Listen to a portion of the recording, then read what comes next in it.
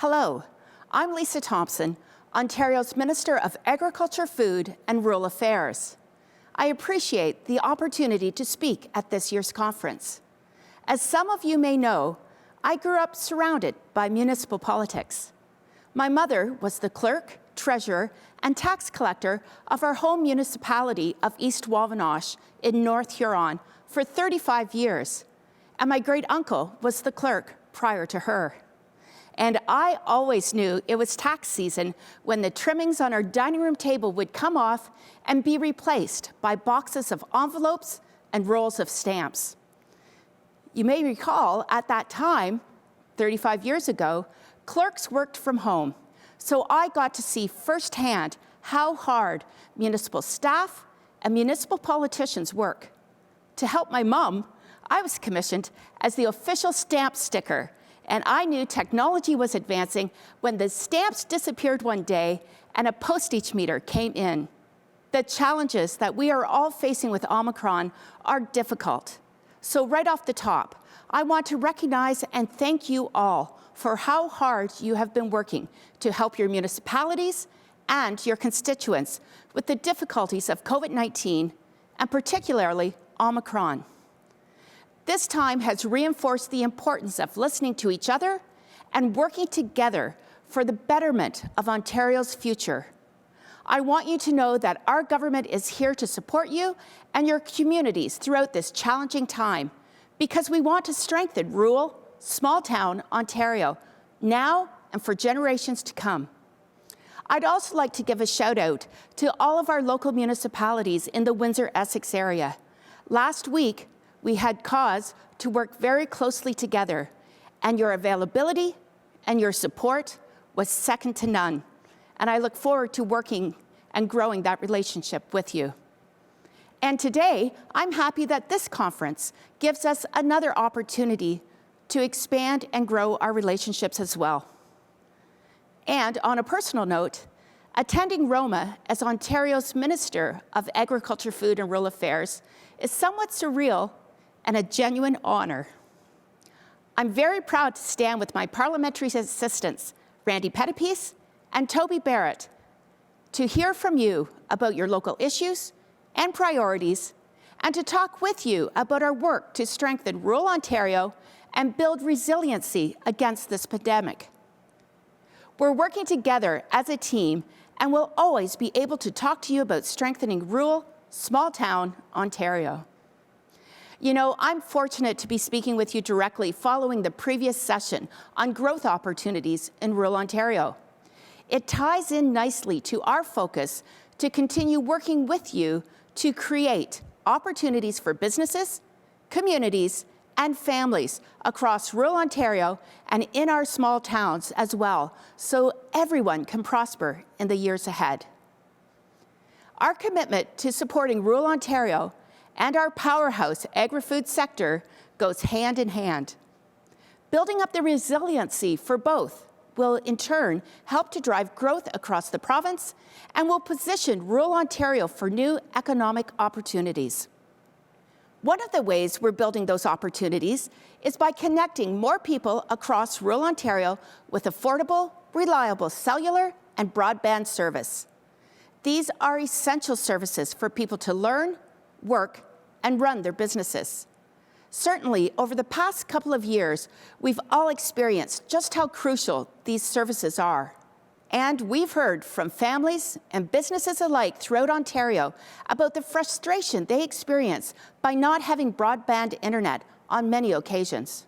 As you'll hear from my colleague, Minister Surma, we're working around the clock to build Ontario and to deliver on our commitment to connect every community in the province to broadband internet. Our progress is helping farms and rural businesses to attract new customers and grow their business, create new jobs, and stay competitive in an increasingly digital marketplace. And our commitment is to bring broadband service to thousands of people in rural and small-town Ontario, and this will ensure we are unleashing the potential of creativity and connectivity throughout Ontario for business, jobs, and families alike. As I mentioned before, coming to these conferences, Listening and hearing from you about your local issues and priorities are very important to me. It's here where we can really sit down and solve problems together. And at last year's AMO conference, I have a perfect example to share with you how we did just that. During one of the delegation meetings at AMO last summer, Kevin Holland, the mayor of Conmee, told me that the costs related to administering the wildlife damage compensation program have increased and that municipalities would benefit from an allowance increase to help offset those additional costs.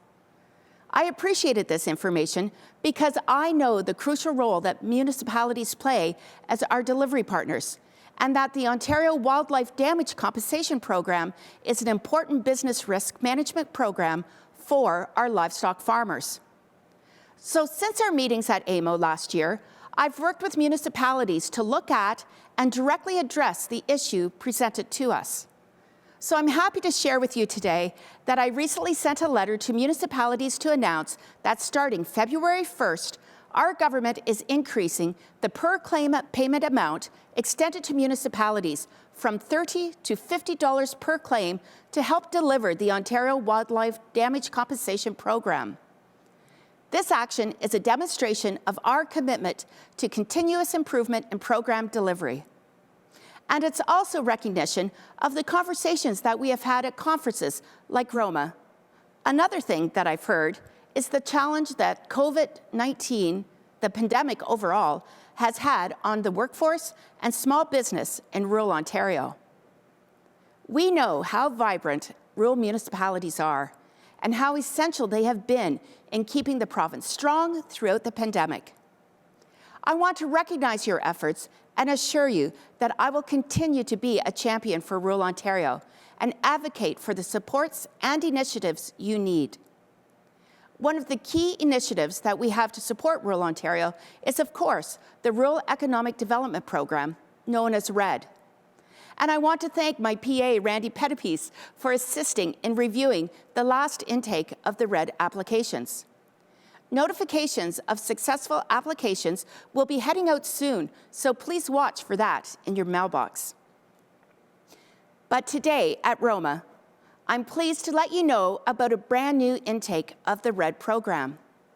Through this new intake, Ontario will provide funding to help rural municipalities attract, retain, and train workers, all the while creating jobs. This intake will also assist with responding to the ongoing labour challenges COVID-19 has presented.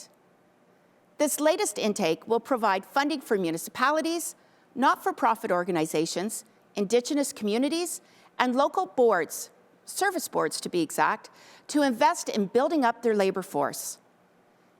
Applications for the new targeted RED intake will open on February 7th and will be accepted until March 7th. The goal of these projects will be to help diversify regional economies and improve the competitiveness of rural businesses.